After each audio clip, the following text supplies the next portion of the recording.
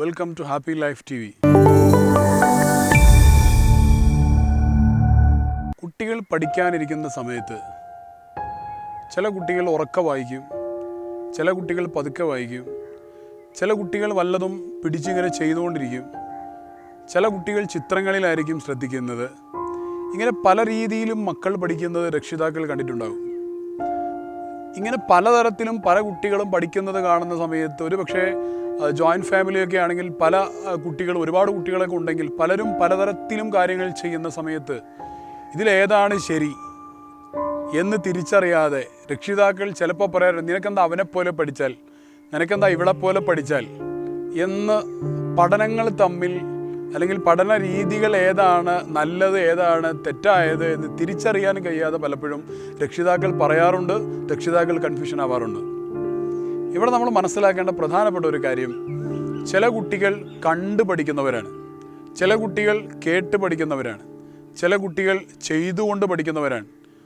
NLP സൈക്കോളജിയിൽ visual, auditory and kinaesthetic ഈ 3 തരത്തിലും നമ്മുടെ സെൻസുകളാണ് പ്രധാനപ്പെട്ട. നമ്മുടെ പഞ്ചേന്ദ്രിയങ്ങളിൽ പ്രധാനപ്പെട്ട 3 ഇന്ദ്രിയങ്ങളാണ് വിഷ്വൽ, ഓഡിറ്ററി ആൻഡ് കിനസ്തെറ്റിക്. ചില കുട്ടികൾ കണ്ടുകൊണ്ടാണ്, അവരുടെ വിഷ്വൽ കപ്പാസിറ്റിയാണ് കൂടുതലായിട്ടുള്ളത്. അപ്പോൾ അവരെ സംബന്ധിച്ചിടത്തോളം ഇമേജുകളിലൂടെയാണ് കൂടുതലായിട്ട് അവർ പഠിക്കുന്നത്. വേറെ ചില കുട്ടികളെ സംബന്ധിച്ചിടത്തോളം ഓഡിറ്ററിയാണ്, അവർ കേട്ടുകൊണ്ട് കൂടുതൽ പഠിക്കുന്ന കുട്ടികൾ. വേറെ ചില കുട്ടികൾ കിനസ്തെറ്റിക് ആണ്, they are studying by experience. അപ്പോൾ അനുഭവങ്ങളിലൂടെ ചെയ്തുകൊണ്ട് അറിഞ്ഞുകൊണ്ട് പഠിക്കുന്ന കുട്ടികളാണ് വേറൊരു വിഭാഗം എന്ന് പറയുന്നത്.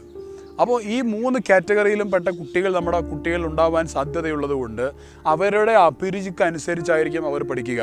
അപ്പോൾ ഒരു കുട്ടിയുടെ അടുത്ത് മാത്രമല്ല, ഇതോടൊപ്പം തന്നെയാണ് ചില കുട്ടികൾ ഉറക്കെ വായിക്കുന്നവരായിരിക്കും, ചില കുട്ടികൾ പതുക്കെ വായിക്കുന്നവരായിരിക്കും, ചില കുട്ടികൾ മനസ്സിൽ മാത്രം വായിക്കുന്നവരായിരിക്കും.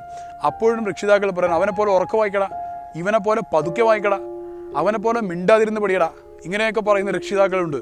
ശരിക്കും മനസ്സിലാക്കാം നമുക്ക്, ആ കുട്ടികൾ അവരുടേതായ രീതിയിലാണ് അവർ പഠിക്കുന്നത്. ഉറക്കെ വായിക്കുന്നതും ശരിയാണ്, പതുക്കെ വായിക്കുന്നതും ശരിയാണ്, കണ്ടു പഠിക്കുന്നതും ശരിയാണ്, കേട്ട് പഠിക്കുന്നതും ചെയ്തു പഠിക്കുന്നതും ശരിയാണ്.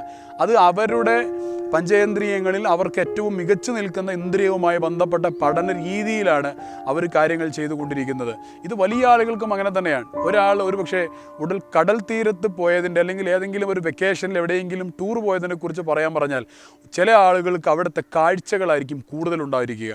കടൽ തീരത്ത് പോയി കഴിഞ്ഞാൽ ആ കടൽ തീരത്തെ മനോഹരമായ കാഴ്ചകളായിരിക്കും അവർ കൂടുതൽ സ്പർശിച്ചിട്ടുണ്ടായിരിക്കുക. അവർ വിഷ്വൽ പേഴ്സൺസ് ആയിരിക്കും.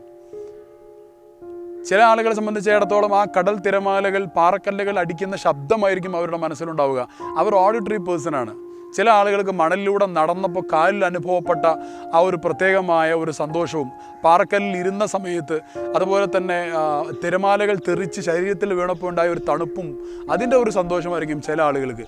അവർ കിനസ്തെറ്റിക് പേഴ്സണാലിറ്റീസാണ്. ഇത് എല്ലാവർക്കുമുള്ളൊരു വ്യത്യാസമാണ്. അപ്പോൾ കുട്ടികൾ അവരുടേതായ രീതിയിൽ പഠിക്കുവാനുള്ള ഒരു സ്വാതന്ത്ര്യം കൊടുക്കുക എന്നതാണ് ഈ വിഷയത്തിൽ രക്ഷിതാക്കൾ ചെയ്യേണ്ടത്.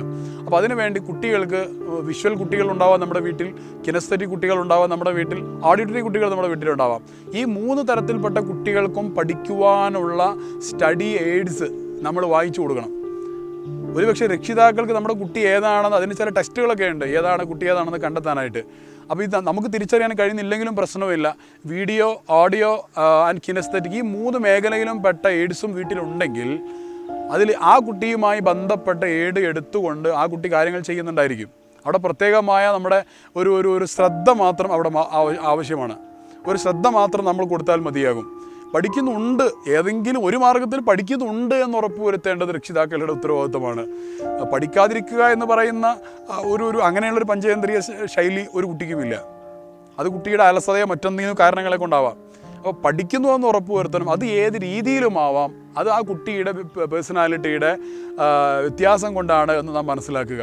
അങ്ങനെ മക്കളെ നന്നായി സപ്പോർട്ട് ചെയ്യുക. അവർ വളർന്നു വരട്ടെ. എല്ലാവിധ ആശംസകളും നേരുന്നു.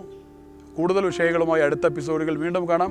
Watch and subscribe happy life TV.